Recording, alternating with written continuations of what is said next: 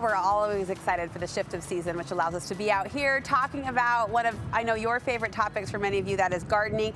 And as your family heads outside this week to play in the spring-like temperatures and sunshine, take a look around and see what's working for you and what's not. From the park strip you're constantly trying to keep the weeds out of, to a side yard maybe you're tired of mowing, my next guest wants you to consider swapping those spaces out for a leaner landscape you will actually enjoy.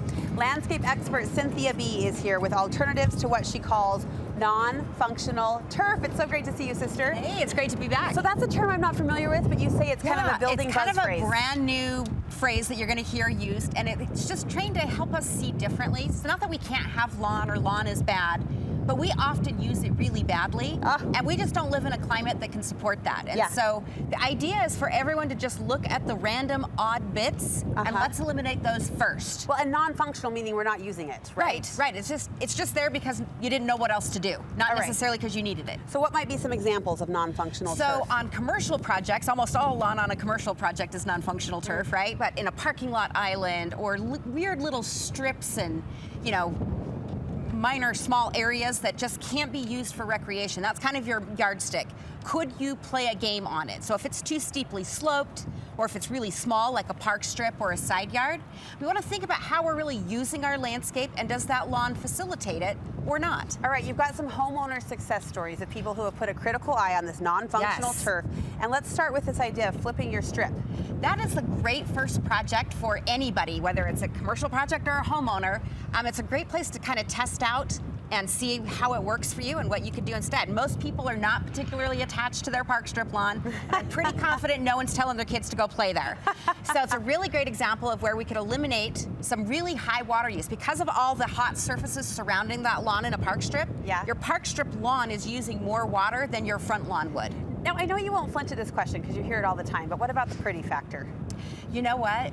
You cannot believe the number of projects Utah homeowners have completed. We literally have thousands of people who have flipped their park strip and created something better.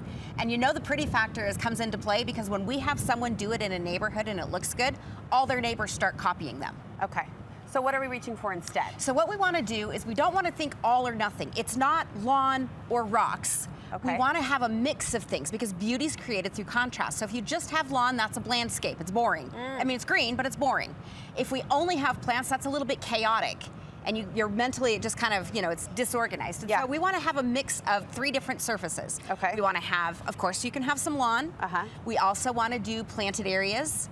And we want to have hardscape areas within the landscape as well. So keep the contrast going. So we have that contrast of open space and filled space. That interest. And a lot of cities offer incentives, right? Yeah, more than half of the population of the state of Utah qualifies to receive up to $3 a square foot for landscape replacement. That's the key. So it's not just to rip out the lawn and throw down rocks. No one's going to be rebating you for that.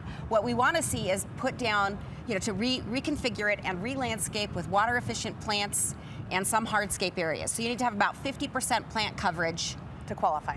What would you recommend for the side yard? You talk about that strip of lawn that we really don't use. You know, if you think about for most people, your side yard is just a pass through from the front to the back. The only time you're there is when you're going from one to the other.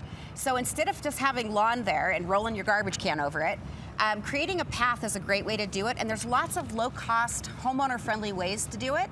This material right here is called chat. And it's a gravel. If you touch that, you can feel how it's packed.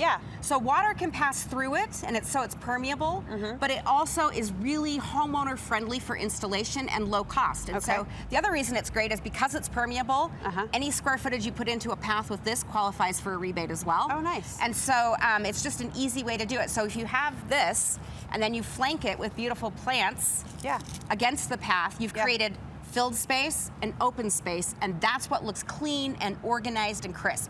Plus, you've got areas that need work and water offset by areas that don't. And that's the secret to keeping it low maintenance. So if you just replaced all the lawn with plants, you're not reducing your maintenance. So we want to kind of give that a little bit of balance. to make our yards easier. But there's great ways that people can learn what to do. All right. Do you have any resources for us? Absolutely. For people looking for those ideas? Free classes all through the state of Utah on localscapes.com.